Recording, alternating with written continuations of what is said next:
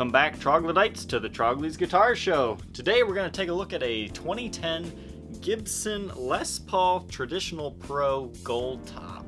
The Traditional Pro kind of started off a big series. I know they have a few of them out there. I'm not 100% experts on them.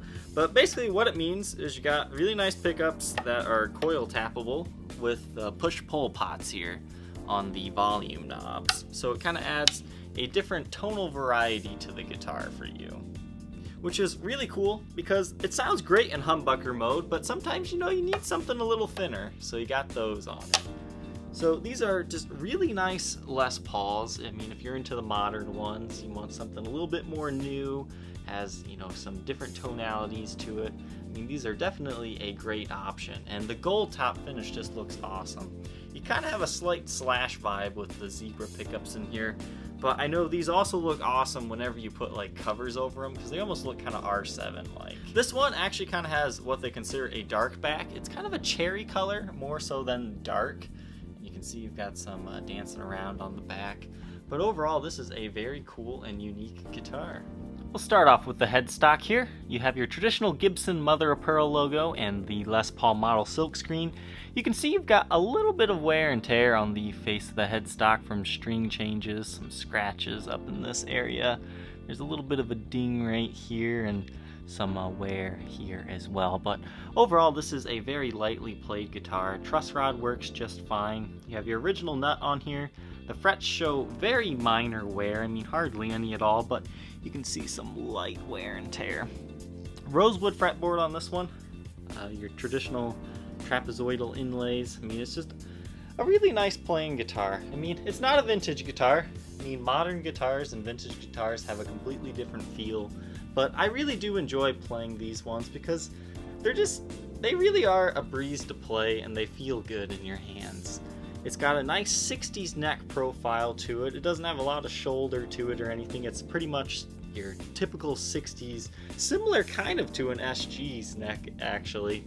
It just feels thin and a little bit wide. This one has a 57 Classic in the neck and a burstbucker 3 in the bridge, which is an awesome combination. This beautiful gold top here, you can see some very light picking scratches and wear and tear, but overall nothing too bad. It's got actually pretty decent top carve for being a Gibson USA guitar. Now there is something to point out here by the bridge volume knob here. You can see there's a ding right there. I'm guessing somebody was going for pulling the knob up and they had a really long fingernail or something, and it kind of dinged the finish there a little bit. It's not too bad, but it is there, and it can be kind of a little bit of an eyesore on the top there. It basically just looks like a large divot. But if you can live with that, the rest of the front is actually fairly clean. Just have some very light, honest plate wear. There's also a very small kind of finish check line right here. I'm not sure if that's showing up. We'll try to get at an angle that you can see it. It's kind of just like a ding too. You can kind of see it right there once the light hits it. But other than that, the top is fairly clean. I mean, nothing too much that you will notice while playing it.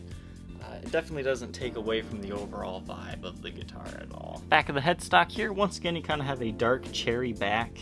And why these are great guitars are they actually have stock locking Grover tuners. In order to use these, they kind of unscrew to the left here, and then that allows you to take your string off and then you screw it back in, kind of like just a knob. So they're very easy to use, much better than the ones that lock at the top here. So definitely very nice Grover tuners on this one. Your serial number is 122300, looks like 571. This is a made in 2010 model. You do have a ding right there in the middle of the headstock. I mean, I'm not sure what caused that, but they must have hit something. But thankfully no breaks, cracks, or repairs on this one to report. Once again, more of a 60s profile on this one, so this is one for the 60s fans. You do have some light wear marks there. I mean, those aren't like extreme divots, they're just kind of like scuffs. I mean, you might be able to polish those out, maybe not. But you do have some nice figuring to the wood on the neck if you can see it underneath this dark finish. But just light wear and tear, fingerprint smudges and all that. The back does show some very light buckle wear and some dulling, mainly kind of in this area. This guitar, as you'll see on the case, it was the guitar for a guitarist in a band that just didn't quite work out. They called themselves something East, but on the case lid it's spray painted B East, so it looks like Beast. But you can see here you've got some decent figuring to this two-piece back, and it's honestly quite a nice looking guitar there. Now it's definitely a darker red in person. I mean, we're in pretty extreme lighting situations here, but that kind of helps show the condition off better. You can see all of the buckle scratches and all that, but we'll get a little closer up here. I mean, this guitar isn't trashed by any means, but it's definitely been played. You don't have to be scared to play this one. And that's kind of what this guitar is meant for. It's not meant to ever be a collector's item. It's not meant to really, have a lot of value to it. It's just a really good playing guitar. It's got, once again, your locking tuners. Something else it has here is Dunlop strap locks. It came to me with one of those weird clip lock systems that had, it's like a strap with a seatbelt buckle type thing. I don't like having that on your guitar at all times. There's always that little red part of your strap and then a buckle that's dinging up your finish, as you can see here. So I took that off, I sold it separately, and I put some nice Dunlop strap locks on this. But overall, I'm a pretty big fan of the traditional Pro, 1 and 2 series. They're actually really good modern guitars for the modern guitar player. Once again, you have some really nice pickups in here, 57 Classic and a burstbucker 3 with the coil tapping abilities, which just really adds to the versatility of this guitar.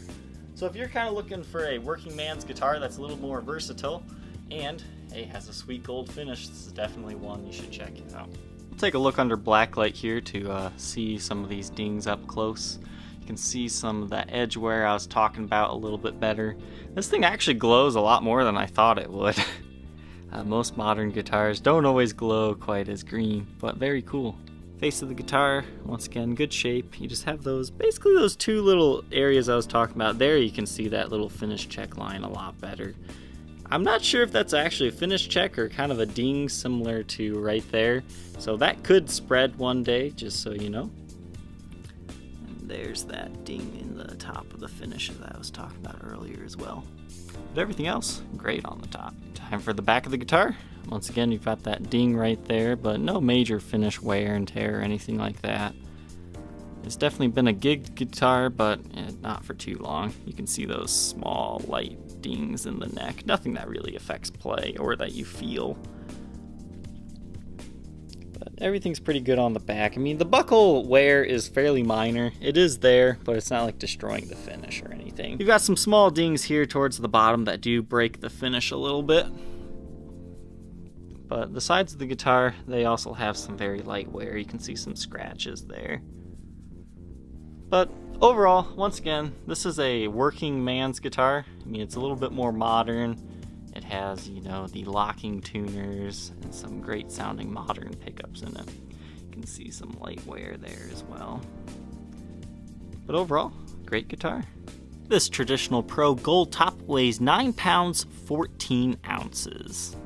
This 2010 Trad Pro does come with its original Gibson USA case.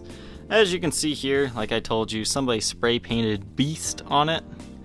I think their band name was Breaking East or something like that. I don't know, you could probably clean that off. Something else you could probably do is just spray paint back over it. But it does look like it is kind of coming off, so I don't know what type of cleaner you can use, but you might be able to take that off. But you definitely do have a lot of scuff marks and just a lot of wear and tear in general on this case. But it does function just fine. 1, 2, 3, 4, and 5 latches. And the inside is a beautiful white. There is some minor staining to this case. You can kind of see right here. There's a little bit of dirt on it, but you could probably wash that off. But besides that, it's got great heel support. And inside the case here, you do have the strap counterparts to the Dunlop strap locks.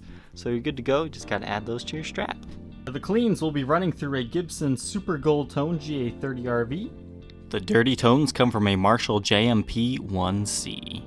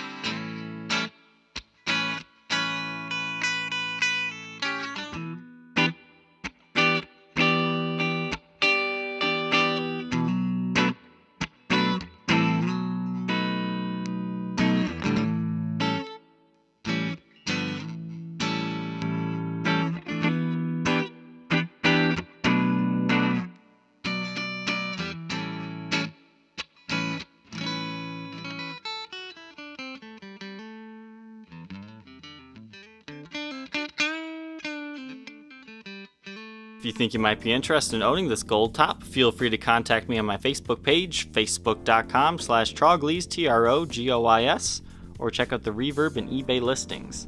Alright, Troglodytes, I hope you enjoyed this episode. Feel free to like, comment, and subscribe, and we'll catch you next time. Take care.